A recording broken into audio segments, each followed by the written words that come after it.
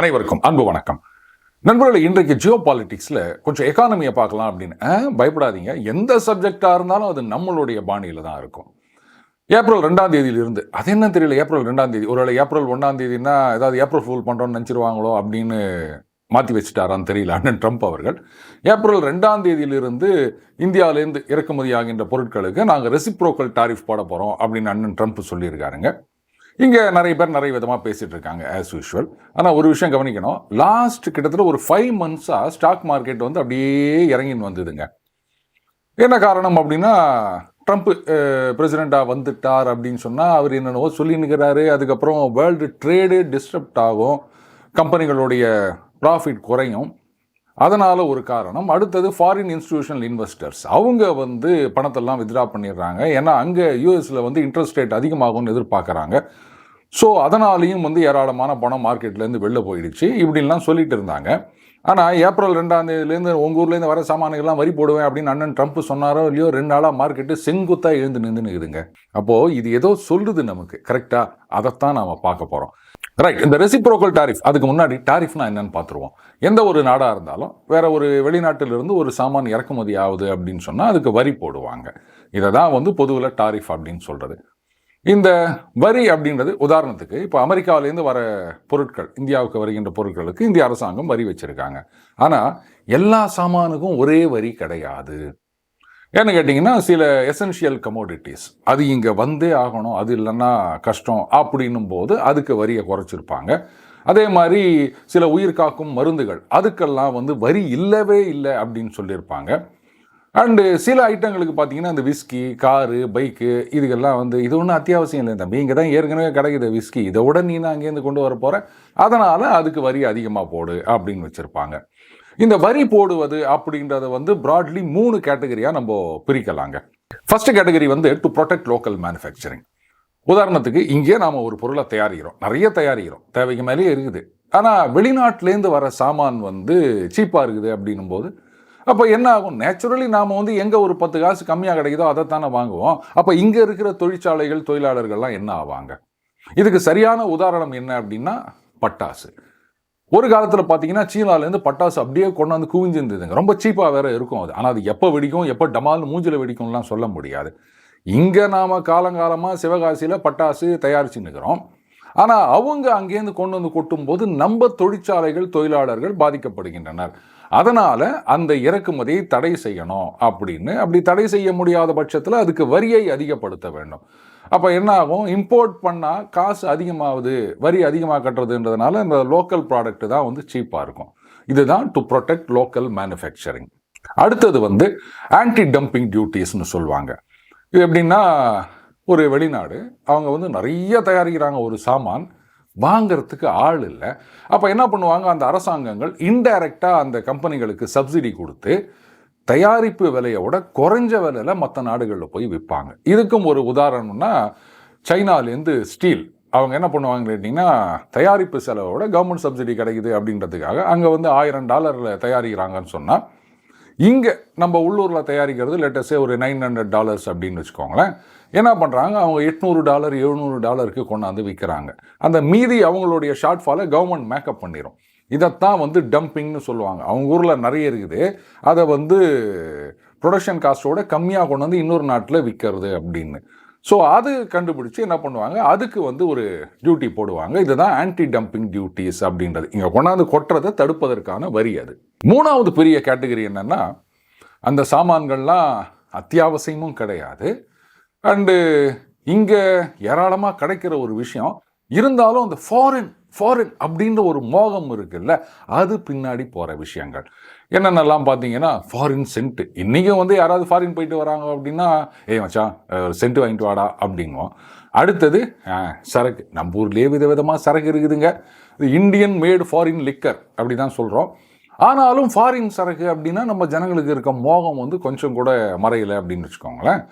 அதே மாதிரி car, bike இதெல்லாம் நம்ம ஊரில் இல்லாத காரா, பைக்கா என்ன இருந்தாலும் அது ஃபாரின் பிராண்டு, பல லட்சம் இருக்கும் விலை. இருந்தாலும் வந்து காசு கொடுத்தவங்க தான் இதெல்லாம் வாங்குவாங்க. இந்த விஸ்கியோ இல்லை சென்ட்டோ இல்லை இந்த பைக்கோ காரோ இதெல்லாம் ஒன்று அரசியல்வாதியாக இருக்கணும், இல்லை வந்து ஒரு பெரிய தொழிலதிபராக இருக்கணும், சினிமா நடிகர்களாக இருக்கணும். அப்போ தான் இதெல்லாம் வந்து இம்போர்ட் பண்ணிவிட்டு அது கூட வரி கட்ட வேணாம் அப்படின்ட்டு கோர்ட்டு கூட போகலாம். அது அவங்கவுங்க சொந்த விஷயம், விட்டுருங்க. அப்போ இந்த மாதிரி விஷயங்களுக்கு கண்ணாபின்னான்னு டேக்ஸை போடுவாங்க.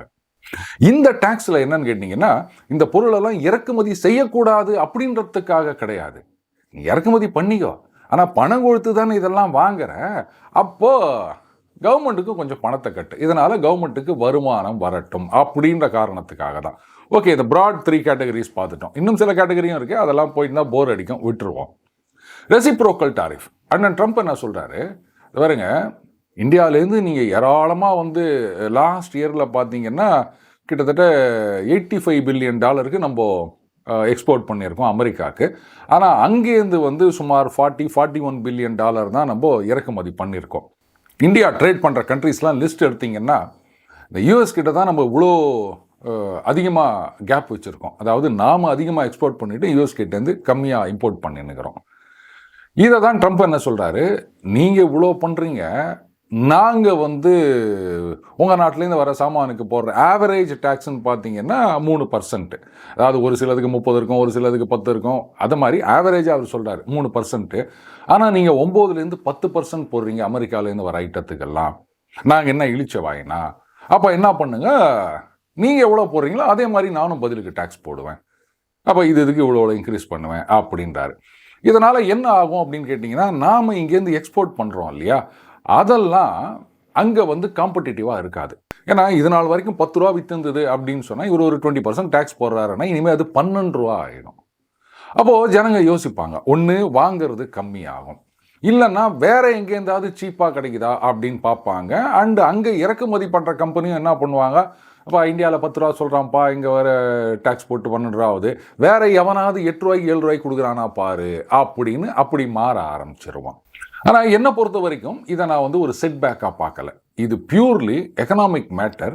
ஆனால் இதை டீல் பண்ண வேண்டியது பொலிட்டிக்கலாக. இங்கே தான் எனக்கு ஒரு சின்ன ஒரு அவநம்பிக்கையும் பயமும் இருக்கின்றது. அது என்னன்றதை நான் பின்னாடி சொல்கிறேன்.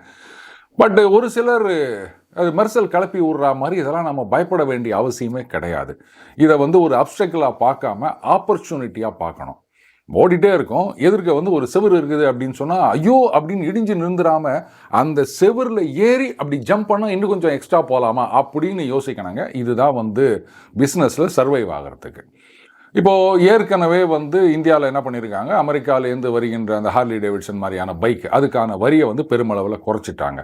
இதைத்தான் சில பேர் வந்து பார்த்தீங்களா, மோடி மெர்சல் ஆகிட்டார், 56 இன்ச்சுன்னாங்க, அதுனாங்க இதுனாங்க, அவர் சொல்கிறதுக்கு முன்னாடி இவர் குறைச்சிட்டார் அப்படின்னு. எல்லாரும் வந்து இந்த எங்கள் ஊரில் சொல்லுவாங்க மோடு முட்டி அப்படின்னு. அந்த மாதிரி இருக்கணும்னு அவசியம் கிடையாது. நான் முதலையே சொன்னேன், இது economic matter, but it has to be dealt with politically அப்படின்னு. இதை வந்து அரசியல் ரீதியாக எப்படி அணுகுகிறோம் அப்படின்றத வச்சு தான் அது நம்ம நாட்டு தொழில் வளத்தை இன்னும் அதிகரிக்குமா இல்லை வந்து பெரிய ஒரு நஷ்டத்தை கொடுக்குமா அப்படின்றத பார்க்கணும். கனடா பொலிட்டிக்கலாக டீல் பண்ணுறாங்க, ஆனால் முட்டாள்தனமாக டீல் பண்ணுறாங்க. சைனாவுக்கு வேறு வழியே இல்லை, இதை பொலிட்டிக்கலாக தான் டீல் பண்ணி ஆகணும். ஏன்னா அமெரிக்காவை பொறுத்த வரைக்கும் ரஷ்யாவோட ஒன்று சேர்ந்துக்கின்னு சைனாவை அமுக்கணும், இதுதான் அவங்களுடைய ஒரே எய்ம். அதனால் நீங்கள் எக்கனாமிக்கலாவோ பொலிட்டிக்கலாவோ எப்படி பண்ணாலும் ஒரே டிசிஷன் தான் எடுத்தானோ, நீங்கள் வரி போட்டிங்கன்னா நாங்கள் உங்களுக்கு வரி போடுறோம், அவ்வளோதான். ஆனால் இந்தியா அந்த மாதிரி டீல் பண்ண வேண்டிய அவசியம் கிடையாது. இதை ஒரு ஆப்பர்ச்சுனிட்டியாக எடுத்துக்கிறேன். ஏன்னா கனடாலேருந்து கிட்டத்தட்ட $450 பில்லியன் ஒரு வருஷத்துக்கு ஏற்றுமதி பண்ணுறாங்க யூஎஸ்க்கு. ஆனால் யூஎஸ்லேருந்து இறக்குமதி பண்ணுறது ரொம்பவே கம்மி. இப்போ யோசிச்சு பாருங்கள், அவ்வளோ சாமான் கனடாலேருந்து வந்து அமெரிக்காவில் இறக்குமதி பண்ணுறாங்கன்னும் போது இவர் பாட்டுக்கு 10% 20% வரி போட்டார்னா அதெல்லாம் விலை ஏறுமே. அங்கே இருக்கிற ஜனங்க என்ன பண்ணுவாங்க? ஸோ முதல்ல மற்ற நாடுகளை அஃபெக்ட் பண்ணுறதை விட அங்கே இருக்கிற அமெரிக்க மக்களைத்தான் இது அதிகமாக அஃபெக்ட் பண்ணும். ஆனால் ட்ரம்ப் வந்து எல்லாரும் நினைக்கிற மாதிரி முட்டாள்தனமாலாம் ஆக்ட் பண்ணலைங்க. அவர் ஒரு பெரிய பிளானோட தான் இறங்கியிருக்கார். அமெரிக்கா வந்து இந்தியாவிலேருந்து இந்த மருந்து மாத்திரையெல்லாம் ஜெனரிக் மெடிசன் நிறைய இம்போர்ட் பண்ணிகிட்ருக்காங்க. ஏன் இது வந்து அமெரிக்காவில் தயாரிக்க முடியாதா?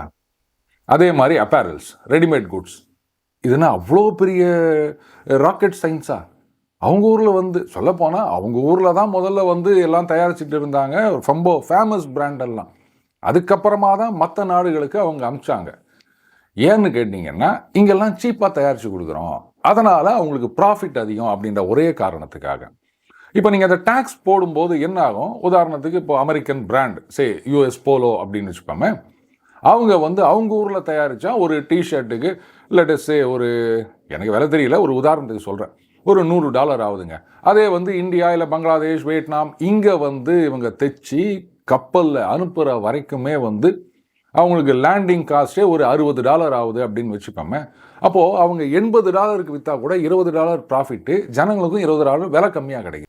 ஆனால் இப்போ அந்த டேக்ஸ் எல்லாம் போடும்போது அவங்க யோசிப்பாங்க, ஆஹா இனிமேல் இது சரிப்பட்டு வராது, பேசாமல் நம்ம ஊர்லேயே இந்த தொழிற்சாலையை ஆரம்பிச்சிருவோம் அப்படின்னு அவங்க ரீலோகேட் பண்ண ஆரம்பித்தாங்கன்னா, இன்ஃபேக்ட் அப்பேரல்ஸை பொறுத்த வரைக்கும் ரீலோகேஷன் கிடையாது, ஏன்னா இது வந்து அவுட் சோர்சிங் தானே.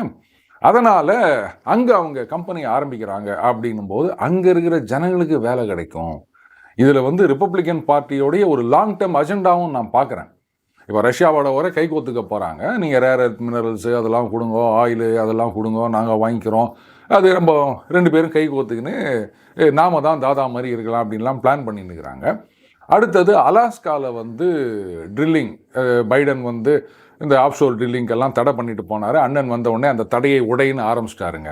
அப்போ என்ன ஆகும்? ஆயில் அண்ட் கேஸ் ப்ரொடக்ஷன் நிறைய ஆகுது அப்படின்னு சொல்லும்போது இட் கிரியேட்ஸ் எம்ப்ளாய்மெண்ட். நாளைக்கே வேற ஒரு டெமோக்ராட்டிக் பார்ட்டிலேருந்து ஜனாதிபதி வந்துட்டார் அப்படின்னு சொன்னால், ரஷ்யா நீங்கள் இனிமேல் வந்து உங்களோட நாங்கள் சேர்ந்துக்க மாட்டோம் அப்படின்லாம் சொல்ல முடியாது. ஏன்னா இப்படி ஏதாவது அவர் பேசினார்னா அங்கே இருக்கிற ஜனங்க கடுப்பாயிருவாங்க. ஏன்னா அது மாதிரி ஆகிப்போச்சுன்னா மறுபடியும் கம்பெனியெல்லாம் இழுத்து மூடணும், எம்ப்ளாய்மெண்ட் போயிடும். ஸோ இது வந்து பாயிண்ட் ஆஃப் நோ ரிட்டர்னுக்கு கொண்டு போகிறாரு அண்ணன் ட்ரம்ப் அவர்கள். இனிமேல் யாருமே நினைச்சாலும் இந்த பிளான் சக்ஸஸ்ஃபுல்லாக ஒர்க் அவுட் ஆகிடுச்சு அப்படின்னு சொன்னால் அதுக்கப்புறம் அமெரிக்கா ரஷ்யா ஃப்ரெண்ட்ஷிப்பை அதை பிரிக்கணும்னு நினைக்கவே முடியாது எந்த ஒரு அமெரிக்க ஜனாதிபதியும். சரி, இதில் இந்தியா என்ன பண்ணணும் அப்படின்னு சொன்னால், ரைட்டுங்க, அவங்க தான் மோடு முட்டி மாதிரி முட்டாள்தனமாக ஏதோ பண்ணின்னு இருக்கிறாங்க. கனடாலேருந்து என்ன சொல்லியிருக்காங்க, நாங்கள் கரண்ட்டை நிறுத்த போகிறோம் அப்படின்னு இருக்காங்க. போதா குறைக்கு இந்த பக்கம் ட்ரம்ப் வந்து நான் 20% வரி போட போகிறேன் உங்கள் ஊர்லேருந்து வர ஐட்டத்துக்கெல்லாம் அப்படின்றாரு. ஆனால் அதில் எனர்ஜி சப்ளைக்கெல்லாம் வந்து ரிலாக்ஸேஷன் கொடுத்துருக்கிறதா கேள்விப்பட்டேன். இவர் என்னான்றாரு, சரி மற்ற சாமானுக்கெல்லாம் வரி போடுறல, கரண்ட்டு மட்டும் ஷாக் அடிக்கும் அப்படின்ட்டு நீ வரி இல்லைன்னு சொல்கிறியா, நாங்கள் இங்கே வந்து டியூட்டி போடுறோம் அந்த கரண்ட்டுக்கு அப்படின்னு. அதாவது நீ என்ன வரி போடுறது, இங்கேருந்து எக்ஸ்போர்ட் பண்ணுறீங்களா, சரி நீங்கள் வந்து $100 எக்ஸ்போர்ட் பண்ணீங்க அப்படின்னா டியூட்டி $25 இங்கே கட்டுங்க, நான் 25% போடுறேன் அப்படின்றாரு. அப்போ என்ன ஆகும், அந்த கரண்ட்டு கனடாலேருந்து அமெரிக்காவுக்கு சப்ளை ஆகும்போது இது நாள் வரைக்கும் $100 விற்றுந்தவங்க இனிமேல் $125 விற்பாங்க. இவர் சோகா என்ன பண்ணுறாரு, எது எதெல்லாம் முக்கியமோ அதுக்கு மட்டும் அந்த டாரிஃப் இல்லை அப்படின்னு சொல்லிட்டு இருக்கிறாரு. அப்படியா, அப்போ நான் இதுக்கும் போடுறேன் அப்படின்னு அவங்க ஆரம்பிச்சிருக்காங்க. இல்லை கரண்ட்டை நிறுத்துவோம் அப்படி இப்படிலாம் பண்ணிட்டு இருக்காங்க. இந்த அப்ரோச் வந்து சரி வராது. ஆனால் நாம் கனடாவோட இந்த அப்ரோச்சை சப்போர்ட் பண்ணணும். ஏன்னா நீங்கள் சண்டை போட்டுக்கினே இருங்க பாஸு, அப்போ தானே அந்த இடத்துல நாங்கள் கபால்னு உள்ளே போகிற முடியும். அதுக்காக இங்கேருந்து நம்ம கரண்ட்டெல்லாம் எக்ஸ்போர்ட் பண்ண முடியாது. பட்டு அமெரிக்கா யார் யாரோடலாம் சண்டை போட்டுனுக்கிறாங்களோ அவங்கக்கிட்டேருந்தெல்லாம் என்ன சாமான் வாங்கிட்டு இருக்காங்க, அதை நம்ம எப்படி இனிமேல் சப்ளை பண்ண முடியும் அப்படின்றத பார்க்கணும். நான் சொன்னேன் it has to be dealt with politically. ஆனால் அங்கே தான் சின்ன ஒரு அவநம்பிக்கை இருக்குது அப்படின்னு. காரணம் என்னன்னா, இதை வந்து வார் ஃபூட்டிங்கில் இங்கே இருக்கிற அமைச்சர்கள் செய்யணும். ஃபினான்ஸ் மினிஸ்டரோ இல்லை வந்து காமர்ஸ் மினிஸ்டரோ இண்டஸ்ட்ரீஸ் மினிஸ்டரோ அக்ரிகல்ச்சர் மினிஸ்டரோ எல்லாரும் ஒன்று கூடி என்னென்னலாம் வந்து நமக்கு ஆப்பர்ச்சுனிட்டி இருக்குது, எந்தெந்த சாமானுக்கெல்லாம் அங்கே அமெரிக்காவில் இப்போ வரி அதிகமாக போகின்றது, அதை நாம் எப்படி எக்ஸ்ப்ளாய்ட் பண்ணிக்கலாம். ரைட்டுங்க, அமெரிக்கா சொல்கிற மாதிரி நாங்கள் வரியை குறைச்சிடுறோம், ஈக்குவல் டாரிஃப், நீங்கள் எவ்வளோ வரி போடுறீங்களோ அதே வரியை நாங்களும் போடுறோம், ஒன்றும் பிரச்சனை இல்லை. என்ன பெருசாக ஆகிட போது, இந்த விஸ்கி காரு பைக்கு இதெல்லாம் வந்து என்ன எல்லாருமா போய் நாளைக்கு வரி குறைஞ்சிச்சின்னு வாங்க போகிறோம். வரியே இல்லாமல் இங்கே இம்போர்ட் பண்ணாலும் அந்த ஒரு காரெல்லாம் நம்மளால் நினச்சி கூட பார்க்க முடியாதுங்க. நாம் வந்து ஒரு எம்எல்ஏ எம்பியாக இருந்தால் மட்டும்தான் அதெல்லாம் சாத்தியமாகும். ஸோ பணம் இருக்கவங்க வாங்க போகிறாங்க, சரி வாங்கிட்டு போட்டோம், அதை பற்றி பிரச்சனை இல்லை. ஆனால் அதே சமயத்தில் நாம் அவங்க மார்க்கெட்டை பெனிட்ரேட் பண்ணுறதுக்கு என்ன பண்ணணும். இங்கே தான் நான் ஏன் வந்து பயமாக இருக்குது அப்படின்னு சொன்னேன்னா, பெரும்பாலான அமைச்சர்கள் வந்து இங்கே அமைச்சர்களாக இல்லை, தே ஆர் நாட் பாலிட்டிஷியன்ஸ். அவங்கெல்லாம் வந்து ஒரு ஆஃபீஸராக இருந்தால் ரொம்ப நல்லா பண்ணியிருப்பாங்க. அது வந்து அமைச்சரவைக்கு ஒத்து வராது. ஆஃபீஸருக்கும் பொலிட்டிஷியனுக்கும் என்ன வித்தியாசம் அப்படின்னு கேட்டிங்கன்னா, வெரி சிம்பிள். ஒரு ஆஃபீஸர்கிட்ட ஒரு டாஸ்க்கை கொடுத்தா அவர் என்ன பண்ணுவார், டவுன் த லைன், ரைட் இதை பண்ணுங்க அப்படின்வார். அவர் கீழே இருக்க இப்படியே போயிட்டு இருக்கும். இப்போ இந்த விஷயத்தை எடுத்துப்போமே, ஒரு அமைச்சர், அது எந்த அமைச்சராக ஒன்றா இருக்கட்டும், இந்த மாதிரிப்பா ட்ரேட் வார் வருது, ட்ரம்ப் வந்து கனடா மேலே இவ்வளோலாம் வரி போட்டார், அதனால் கனடாலேருந்து அமெரிக்கா என்னென்னலாம் இம்போர்ட் பண்ணின்னுக்கிறாங்க, நாம் அதில் இதெல்லாம் வந்து யூட்டிலைஸ் பண்ணிக்க முடியும், இந்த டேட்டா வேணும் அப்படின்னா மினிஸ்டர் என்ன பண்ணுவார், செக்ரட்டரியை கூப்பிடுவார், எனக்கு இந்த டேட்டா வேணும் அப்படின்வார். செக்ரட்டரி அவர் உடனே ஜாயின்ட் செக்ரட்டரி கூடுவார், இந்த டீட்டெயில்ஸும் எடுத்துகிட்டு வா, உடனே எனக்கு வேணும் அப்படின்வார். ஜாயின்ட் செக்ரட்டரி அவர் கீழே இருக்க அண்டர் செக்ரட்டரிகிட்ட கொடுப்பாரு, அவர் வந்து செக்ஷன் ஆஃபீஸர்கிட்ட கொடுப்பாரு, அவர் என்ன பண்ணுவார், கீழே இருக்க சூப்பரிண்டென்ட், அதுக்கப்புறம் டீலிங் கிளர்க்கு அப்படின்னு லோயர் லெவலில் வந்து நிற்கும். இன்றைக்கி பார்த்தீங்கன்னா இந்த டேட்டாவெல்லாம் எங்கே எடுக்கிறது அப்படின்னு இன்னொரு முக்கியமான விஷயம், இந்த ஏஐ அப்படின்லாம் சொல்லிட்டு இருக்கோம், அதில் வர தகவல்களை 100% முழுமையாக நாம் நம்ப முடியாது. ஏன்னா இது சம்மந்தமான தரவுகளை எடுக்கிறதுக்காக இந்த கனடாலேருந்து யூஎஸில் என்னென்னலாம் இம்போர்ட் பண்ணுறாங்க, மேஜர் கமோடிட்டிஸ், அது வந்து வால்யூம் எவ்வளோ, அது டாலர் டேர்ம்ஸில் எவ்வளோ, இப்படிலாம் கேட்டால் என்ன நினச்சதோ தெரியலங்க, மேஜர் கமோடிட்டிஸ் அப்படின்னு சொல்லிட்டு ஒரு 7-8 கமோடிட்டிஸ், ஆக்சுவலாக அது மேஜர் கமோடிட்டி கிடையாது. அண்டு அதனுடைய டாலர் டேர்ம்ஸில் வேல்யூ எவ்வளோ அப்படின்னா 1 பில்லியன் 2 பில்லியன் அப்படின்னு இந்த மாதிரி தான் என்கிட்ட அது கணக்கு கொடுத்தது. எனக்கு அதை பார்த்த உடனே டவுட்டு, கிட்டத்தட்ட ஒரு 400-450 பில்லியன் டாலர் கனடாலேருந்து யூஎஸ்க்கு போய் நிற்குதுன்றாங்க, இது நடனா மேஜர் கமோடிட்டியாக 1 பில்லியன் 2 பில்லியன் இப்படி சில்லற கணக்கு கொடுத்து நிற்குது. அதுலேயும் பீஃபு போர்க்கு இப்படின்லாம் கொடுக்குது. ஆக்சுவலாக பார்த்தீங்கன்னா அமெரிக்காலேருந்து போர்க்கு பயங்கரமாக எக்ஸ்போர்ட் ஆகுதுங்க. பீஃப் பார்த்தீங்கன்னா எக்ஸ்போர்ட்டும் ஆகுது, இம்போர்ட்டும் ஆகுது. அது ஒரு மாதிரி போயிட்டு இருக்கு. அப்படி இருக்குச்சே, இது என்னடானா 1-2 சில்லற கணக்கு கொடுத்து நிற்குதுன்னு டவுட்டு. அதுக்கப்புறமா இதுக்குன்னே சில சைட்ஸ் இருக்குது, அதில் போய் பார்க்கும்போது தான் தெரியுது இந்த ஏஐ நம்மக்கிட்ட டுபாக்கூர் கணக்கு கொடுத்து நிற்குது. ஏன் கொடுத்ததுலாம் நமக்கு தெரியாதுங்க. அதனால தான் சொல்கிறது, இந்த ஏஐ கிட்ட நான் கேட்டுட்டேன், அது கொடுத்துட்டேன் இந்த டேட்டா அப்படின்றத முழுமையாக நம்ப முடியாது, நம்பக்கூடாது. ஸோ என்ன ஆகும், அந்த வர டேட்டா எந்த அளவுக்கு எஃபெக்டிவாக இருக்கும் இல்லை வந்து அத்தன்டிக்காக இருக்கும் அப்படின்னு சொல்ல முடியாது. அப்படியே இவங்க வந்து அக்யூரேட் டேட்டா எடுத்துகிட்டு போனாலுமே இந்த மாதிரி கீழே கீழே கீழே அப்படின்னு கை நீட்டிட்டு இருக்கிறது இந்த நேரத்தில் சரி வராது. இறங்கி வேலை செய்யணும். அரசியல்வாதி அப்படின்னா இதை செய்யணும் அப்படின்னா அதை எப்படி அந்த வேலையை வாங்கணும்னு அவங்களுக்கு தெரியும். இந்த மாதிரி அப்படியே கை காமிச்சிட்டு இருக்கிறதுலாம் அவங்களும் ஏற்றுக்க மாட்டாங்க. ஒரு கேரியர் பொலிட்டிஷியன் அப்படின்னா, இப்போது இந்த ஊரில் ஒரு ரேஷன் கடை கட்டணும், எலெக்ஷன் வரப்போகுது 6 மாதத்தில், அதுக்கு முன்னாடி இங்கே ரேஷன் கடை கட்டணும் அப்படின்னா அதை எப்படி கட்டி முடிக்கணும்னு அவருக்கு தெரியும். ஆனால் ஒரு ஆஃபீஸர் மாதிரி உக்காந்திங்கன்னு ஒரு ரேஷன் கடை கட்டணும் அப்படின்னு சொன்னால் அவர் என்ன பண்ணார், இங்கே ஒரு ஃபைலை போடுங்க அப்படின்னாரு. அவர் உடனே அங்கேருந்து ஃபீஸிபிலிட்டின்வார். அவர் இங்கேருந்து லோக்கலில் ஆர்ஐஏ, இவர் ஃபினான்ஸ் டிபார்ட்மெண்ட்டு இப்படின்னு வரத்துக்குள்ளே அடுத்த எலெக்ஷன் வந்துடும். இப்போ புரியுதுங்களா வித்தியாசம் பாலிட்டிஷியனுக்கும் அஃபிஷியலுக்கும் என்ன அப்படின்னு? ஸோ இந்த மாதிரி 1-2 பேரை மோடி அவர்கள் ஐடென்டிஃபை பண்ணி, தாப்பா டாஸ்க்கு என்ன பண்ணுங்களோ எனக்கு தெரியாது, டெய்லி எனக்கு அப்டேட் வந்தானோ, டெய்லி ஒரு இண்டஸ்ட்ரியை நீங்கள் சொல்லணும், இங்கே இது ஆரம்பிக்கலாம், இது நம்ம ஆப்பர்ச்சுனிட்டி இருக்குது அப்படின்னு. உதாரணத்துக்கு சுகர் எடுத்துக்கங்க. அமெரிக்காவில் வந்து நான் பார்த்தேன், 1 பவுண்டு சுகர் வந்து $1 சம்திங் விற்குது. 1 பவுண்டுனா 450 கிராம். ஸோ ஆவரேஜாக 1 கிலோ அப்படின்னு பார்த்தீங்கன்னா இன்றைக்கி ரேட்டில் வந்து ஒரு $160 $170 வருதுங்க. நம்ம ஊரில் சர்க்கரை எவ்வளோ? அப்போது ஏராளமான ஆப்பர்ச்சுனிட்டிஸ் இருக்குது. என்ன டிரான்ஸ்போர்ட் காஸ்ட்டு. அதே மாதிரி நம்ம ஊரில் சர்க்கரை ஏராளமாக ப்ரொடியூஸ் பண்ணுறோம். சிமெண்ட் எடுத்துக்கங்க, நல்ல சான்ஸ். அங்கே வந்து ஒரு மெட்ரிக் டன், அதாவது 1000 கிலோ வந்து $160 ரேட்டு. நம்ம ஊர் கணக்குப்படி பார்த்தீங்கன்னா ஆவரேஜாக $100 தான் வருது. $60 வித்தியாசம் இருக்குது. அண்டு நம்ம வந்து சிமெண்ட் ஏராளமாக உற்பத்தி பண்ணுறோம். அதே மாதிரி அலுமினியம் இதெல்லாம் கனடாலேருந்து இம்போர்ட் பண்ணின்னுக்கிறாங்க யூஎஸ். இப்போ அதுக்கு டேக்ஸ் வேறு போட போகிறாங்கல்ல. அப்போ என்ன பண்ணணும், இங்கே அலுமினியம், ஸ்டீல் இதெல்லாம் நம்மக்கிட்ட கெப்பாசிட்டி இன்க்ரீஸ் ஆகிட்டே இருக்குது. அலுமினியத்தில் நம்ம நம்பர் 1 ப்ரொடியூசர் உலகத்திலேயே.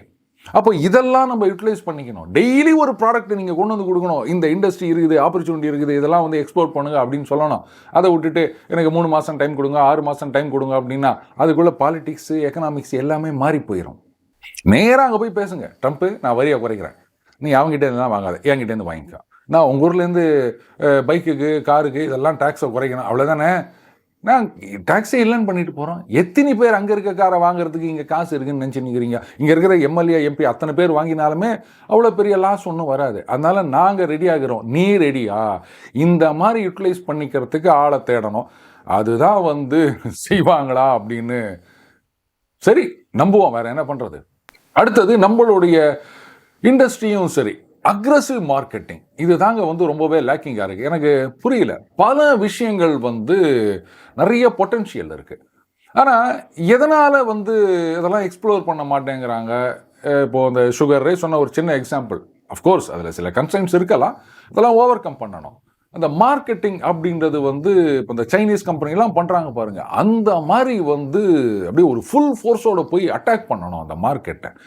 அதை பண்ணாமல் இல்லைங்க வி ஆர் எக்ஸ்ப்ளோரிங் பாசிபிலிட்டிஸ் இது அப்படின்னு ஜாங்கிரி பிஞ்சின் தான் வேலைக்கு ஆகாதுங்க. இப்போது நம்ம இந்த 2 வீலர் செக்மெண்ட்டே எடுத்துக்காங்க, நல்ல பொட்டன்ஷியல் இருக்குது. ஆனால் அதை ஃபுல்லாக எக்ஸ்ப்ளோர் பண்ணாங்களா? முதல்ல அந்த மார்க்கெட்டை ஸ்டடி பண்ணணும். அந்த நாட்டில் வந்து எந்த மாதிரியான வண்டிகளுக்கு தேவை இருக்கின்றது அப்படின்னு பார்க்கணும். அதுக்கப்புறம் அதுக்கேற்ற மாதிரி டெய்லர் மேட், அதை விட்டு எடுத்து பாருங்கள், நாங்கள் இந்தந்த வண்டியெல்லாம் தயாரிக்கிறோம், இதெல்லாம் நீங்கள் வாங்கிக்கிறீங்களா அப்படின்னா அவங்களுக்கு என்ன வேணுமோ அதைத்தான் நாம் கொடுக்கணும். இப்போது அந்த ஆஃப்ரிக்கன் கண்ட்ரீஸ்லாம் பார்த்தீங்கன்னா, சரி நம்மளுடைய அந்த 100cc பைக் அப்படின்னா அங்கே ரொம்ப கஷ்டங்க. ஏன்னா அது மோஸ்ட்லி ஆஃப் ரோடுன்னு சொல்லுவோம் இல்லையா, அந்த மாதிரி ரோடே இருக்காது. ஆஃப் ரோட் பைக்கு தான் அங்கே சரி வரும். அது மட்டும் இல்லை, அங்கே வந்து இந்த பிளாஸ்டிக் பார்ட்ஸ் எல்லாம் சரி வராது, ஸ்டர்டியாக இருக்கணும் பைக்கு. ஏன்னா ரோடு அந்த மாதிரி இருக்குது. நம்ம அந்த ஃபைபர் பார்ட்ஸ் எல்லாம் போட்டு இப்போ அந்த டேங்க்கில் ஃபைபரு, ஃப்ரண்ட்டில் ஃபைபரு இப்படியெல்லாம் போட்டு அங்கே எடுத்துகிட்டு போனோன்னா வண்டி நிற்காது. அப்போ அவன் மார்க்கெட்டுக்கு ஏற்ற மாதிரி நாம் தயாரிக்கணும். ஒரு காலத்தில் இந்த லிபரலைசேஷன் வந்தப்போ பாம்பே கிளப் அப்படின்னு சொல்லுவாங்க, இந்த கார் மேனுஃபேக்சரர். அப்போ பார்த்தீங்கன்னா நம்ம அந்த சோப்பு டப்பான்னு சொல்லுவோம் இல்லையா, அம்பாசிடர், அதுக்கப்புறம் அந்த பண்ணையாரும் பத்மினியும், ஃபியட், இந்த 2 வண்டிகள் தான் ப்ரிடாமினண்ட்டாக இருந்ததுங்க. அப்போ தான் முதல்ல இந்த டாட்டா மொபைல் அப்படின்னு ஒரு கார் விடுறாங்க. அதுக்கு லைசன்ஸு, பர்மிஷனு, அதில் ஏகப்பட்ட சிக்கல், அதையும் மீறி வண்டி மார்க்கெட்டில் இறங்குது.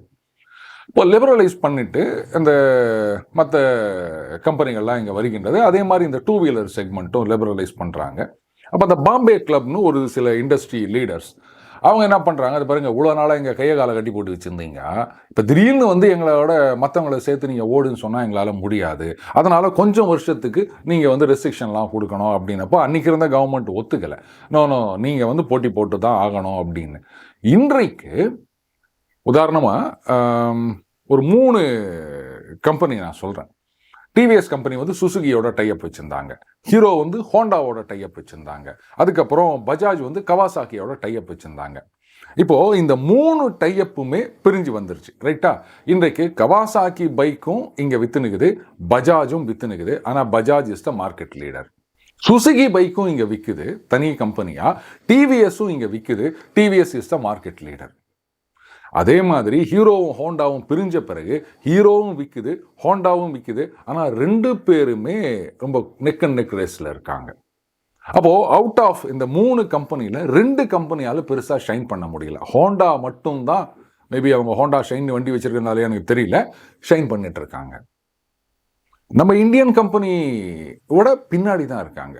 ஸோ நம்மளால் வந்து எல்லாரோடையும் போட்டி போட முடியும். இங்கே பண்ணுற போட்டியை வெளியில் பண்ணுங்க. எங்கேருந்தோ வந்து ஹோண்டா, சுசுகி, கவாசாக்கி அவங்களாம் நம்ம ஊரில் வண்டியை விற்கும்போது நம்மளால ஏன் அங்கே போய் விற்க முடியாது? என்னை பொறுத்த வரைக்கும் இந்த ட்ரம்ப்போடைய டாரிஃப் அப்படின்றத பிளெஸிங் இன் டிஸ்கைஸாக தான் நான் பார்க்குறேன். சரி, ரைட்டு, மேட்சிங்காக நாமளும் வரியை குறைக்க போகிறோம், அப்போ வெளிநாட்டு பொருட்கள் இங்கே வரப்போகின்றது அப்படின் போது நம்ம ப்ரொடக்ஷனோடைய எஃபிஷியன்சியை இம்ப்ரூவ் பண்ணணும். அதுக்கப்புறம் எக்கனாமிக்கலாக எப்படி ப்ரொடியூஸ் பண்ணுறது, காஸ்ட் எஃபெக்டிவாக எப்படி மார்க்கெட்டுக்கு கொண்டு வருது அப்படின்றத எக்ஸ்ப்ளோர் பண்ணணும். அதே மாதிரி டாரிஃப் சமமாக இருக்கின்ற பட்சத்தில் அமெரிக்காவில் நமக்கு வந்து ஆப்பர்ச்சுனிட்டிஸ் நிறைய இருக்குதுன்னும் போது அந்த மார்க்கெட்டை எப்படி கேப்சர் பண்ணுறது, அத்தோடு இல்லாமல் இதை வந்து ஒன்ஸ் அகெயின் வார் ஃபூட்டிங்கில் எடுத்துக்கின்னு அங்கே இருக்கவங்களாம் இங்கே வந்து கடை விரிக்கும் போது நாம் ஏன் மற்ற இடத்துக்கு போகக்கூடாது அப்படின்னு ஒரு ஜீலோட எல்லா நாடுகள்லையும் போயிட்டு எக்ஸ்ப்ளோர் பண்ணணும். இண்டஸ்ட்ரியில் இருக்கவங்க கவர்மெண்ட்டு தான் எல்லாம் பண்ணணும் அப்படின்னு பார்த்துட்டு இருக்காம அவங்களும் இறங்கி அடிக்க ஆரம்பித்தாங்க அப்படின்னு சொன்னால் மேபி இன் another 2-3 years எல்லாரும் வந்து ட்ரம்ப்பை வாழ்த்துவார்கள். நீங்கள் வரி போட்டதுனால தாங்க நாங்கள் வந்து இன்றைக்கி வரி குதிரை மாதிரி ஓடினுக்கிறோம் அப்படின்னு. ஆனால் இண்டஸ்ட்ரியில் இருக்கவங்கலாம் தயாராக இருக்காங்களா? மீண்டும் அடுத்த பதில் சந்திப்போம். வணக்கம்.